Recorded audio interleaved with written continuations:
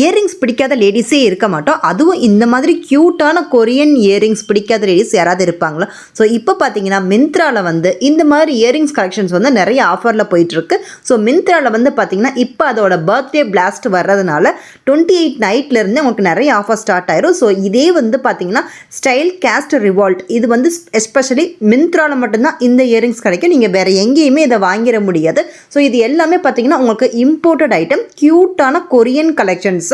So போன இயரும் இதே மாதிரி ரம்ஜான் டயத்தில் தான் இந்த ஆஃபர் கொடுத்தாங்க. இந்த தடவையும் கொடுத்துருக்காங்க. ஸோ இந்த தடவை நான் கலெக்ஷன்ஸ் வாங்கியிருக்கேன். ஸோ ஃபஸ்ட்டு பார்த்தீங்கன்னா இந்த இயரிங் வந்து லாவெண்டர் கலர், அதுக்கப்புறம் பீட்ஸோடு வருது, ரோஸ் ஷேப்பில் கொடுத்துருக்காங்க. ஸோ அதில் ஒரு சின்ன கூடு மாதிரி இருக்கிற அந்த ஷேப் அப்படியே இருக்கும். அதே மாதிரி பார்த்தீங்கன்னா ஒரு க்ரீன் கலரில் இருக்கும். இது வந்து லார்ஜ் ஸ்டெட்டு மாதிரி வருது. அது வந்து உங்களுக்கு ஹூப் இயரிங்ஸ் மாதிரி இருந்துச்சு இல்லையா, இது லாங்காக இருக்கும். ஸோ ட்ரெஸ்ஸுக்கு பேரிங்காக போடும்போது ரொம்ப க்யூட்டாக இருக்கும். இது எல்லாமே அஃபோர்டபுள் ப்ரைஸ் தான், ஜஸ்ட் 200க்குள்ளே.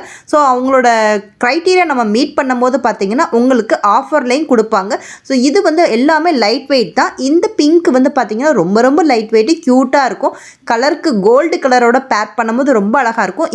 இது ப்ரீவியஸ் இயரில் பார்த்தீங்கன்னா இதுலேயே நான் ரெட் வாங்கியிருந்தேன். ஸோ அதில் பார்த்தீங்கன்னா அந்த கம்பெனியில் வந்து ரோஸ் கலர் கார்டு கொடுத்துருக்காங்க. இந்த வருஷம் வந்து பிளாக் கலரில் கொடுத்துருக்காங்க.